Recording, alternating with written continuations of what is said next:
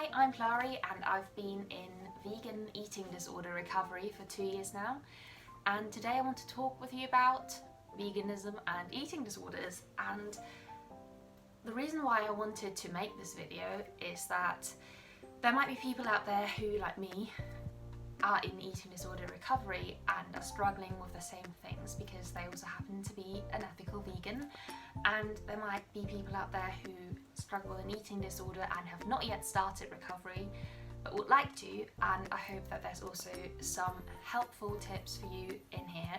Or you might be watching and you're not personally struggling with an eating disorder, but you're a vegan or you're a meat eater and you would just like to understand a bit more how do veganism and eating disorders relate and what are maybe some common misconceptions. Before we start, just a quick disclaimer, I'm not a licensed medical professional, and if you are struggling, please seek out help because you are so worth it.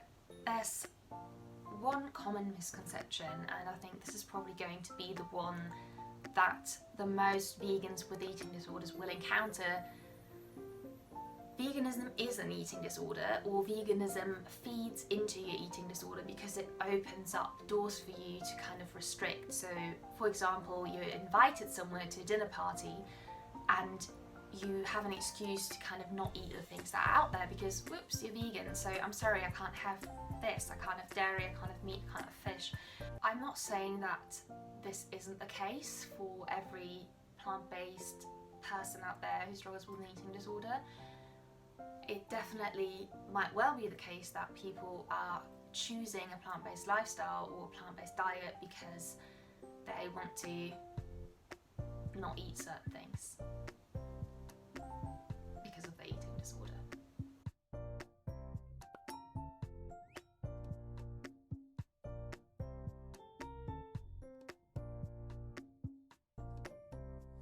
So you can kind of figure out for yourself where you're coming from with that. And if you know someone who is struggling with an eating disorder or who you suspect might have an eating disorder and they are trying a plant-based diet, be curious and open. Don't just think straight away, classic, this is just their way of restricting further. But actually, give them a chance. Ask them, so what's that new vegan lifestyle about? And you pretty soon be able to tell whether they just wanted to try something new and they don't really know, or whether they are deeply convinced that this is the right ethical choice to make. And you can also judge by things like, do they still buy leather and wool and silk, other animal products that aren't food related, and do they care about cruelty-free cosmetics? So these are all indicators that might help you. Now, I work for a farm animal protection charity, so luckily I kind of have that justification, and people do really believe me when I say I just care about animals so much, and that is why I'm vegan.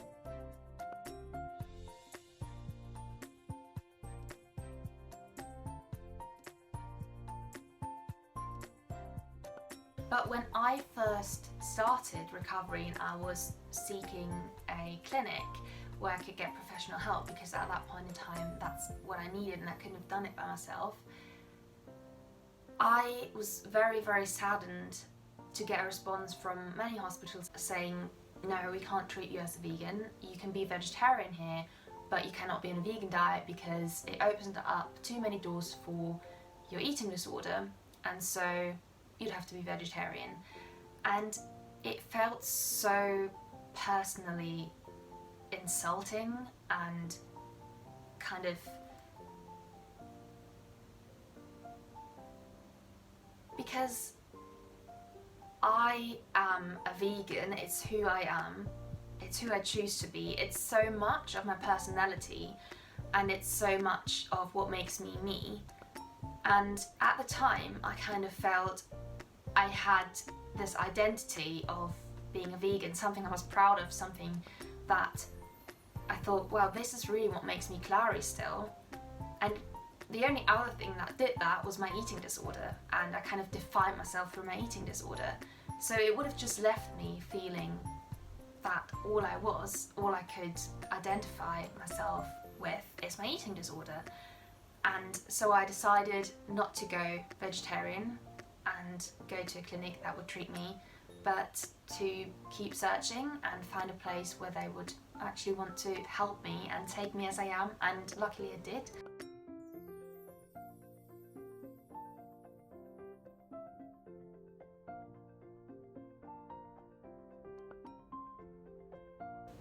I know that you might not be able to find that place where they are going to accept your veganism and help you recover, and you might have to make a decision for yourself, and it's very personal for everyone. But I would just like to encourage you to think about the fact that you're going to be most effective for animals and are going to make the most changes for them if you are feeling healthy and recover yourself. So please always put yourself first and put your health first.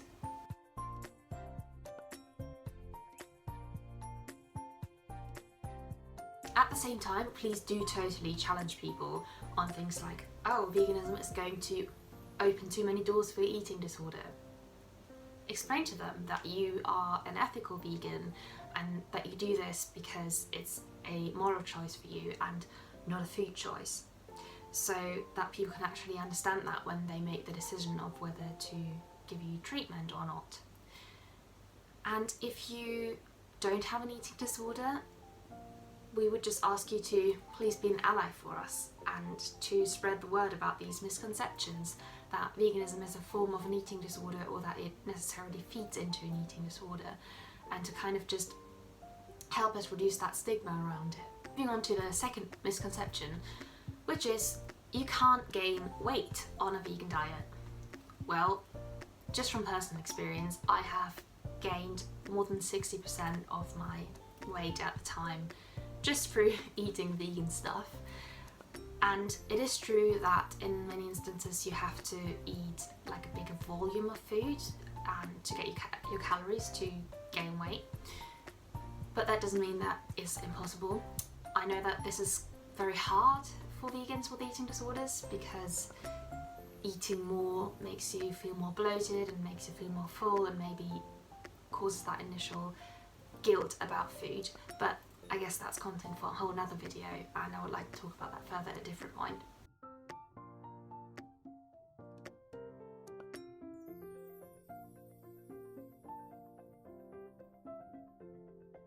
My point is, there's so many vegan foods out there that are high in calories. For example, just take nuts and avocados, things that have healthy fats that are going to restore your body weight in a healthy way.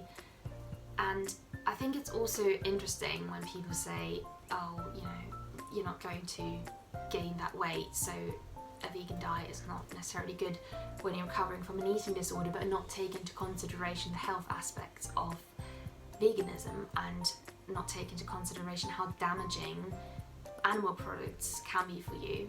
And if you want to learn about that a bit more, I would highly recommend you check out Dr. Michael Greger's Nutrition Facts, and also check out What the Health and Forks Over Knives on Netflix, because recovering means going back to being healthy, right?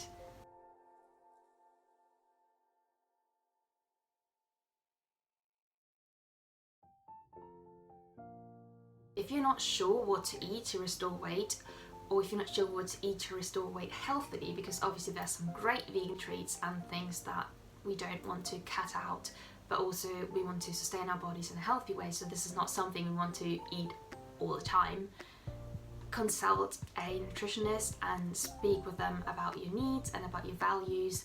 And there are great vegan nutritionists out there, or those who are very respectful of a plant-based diet, who are going to be able to help you. So while it might be a bit more challenging for you, having to eat more and having to kind of figure out what the right things are to eat, it is certainly 100% possible.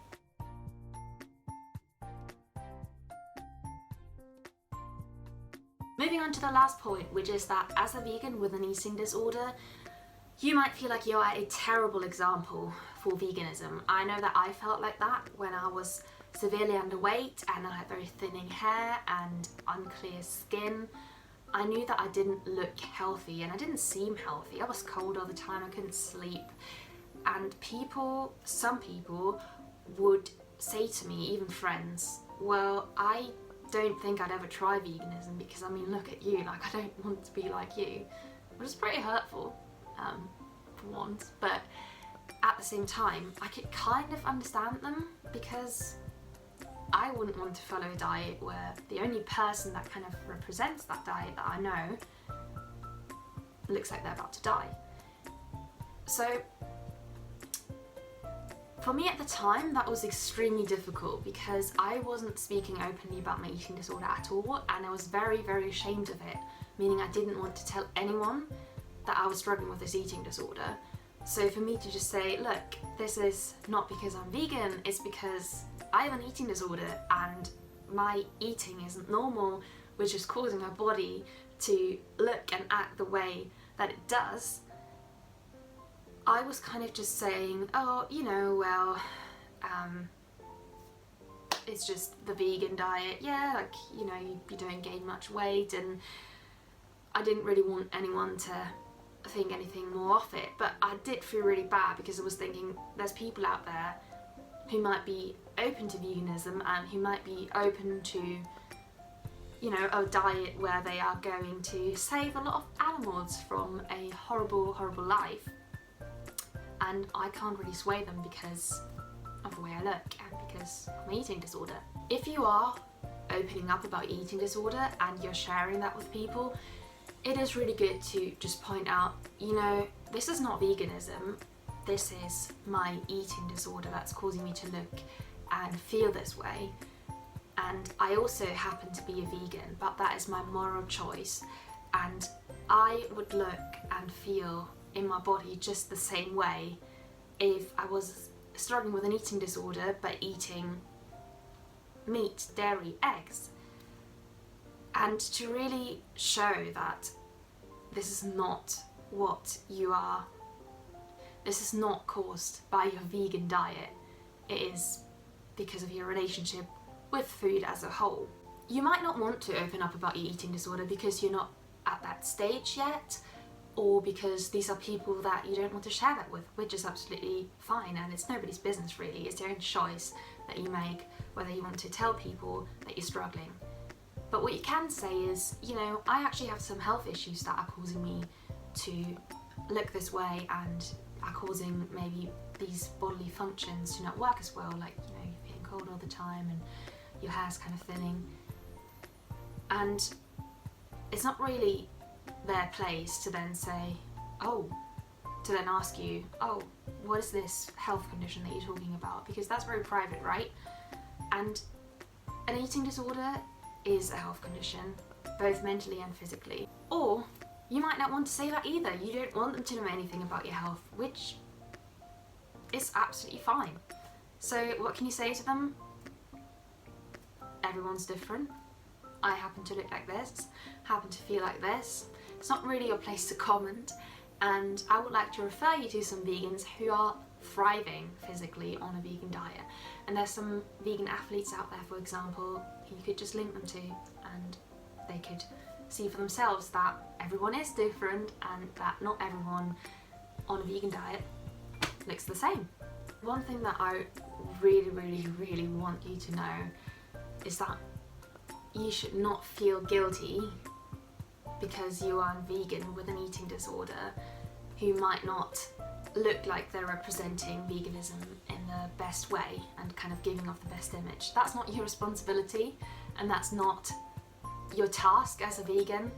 There's other ways that you can advocate for animals, and it doesn't have to be the way that you look. And as a movement, I think, as we're aiming to be inclusive and diverse, we really need to stop weight shaming, and we need to stop that kind of stigma around it. I guess it all comes back to one very important lesson which we all know. Don't judge a book by its cover. People are going through different things. Just by looking at them, you're not going to determine what kind of health condition or mental health condition they have, and it's not really your place to judge that either. Of course, you can reach out if you're concerned about someone's health, and I would always encourage you to do that, but please just stop making judgments without even consulting that person themselves. And that's all from me today. Please let me know what content you'd like to see next. I was thinking a video about gaining weight in vegan eating disorder recovery. So yeah, let me know if that's something you'd like to see, and all that's left for me to say now is thanks so much for watching my video. Like and subscribe if you enjoyed it, and I'll see you in the next one.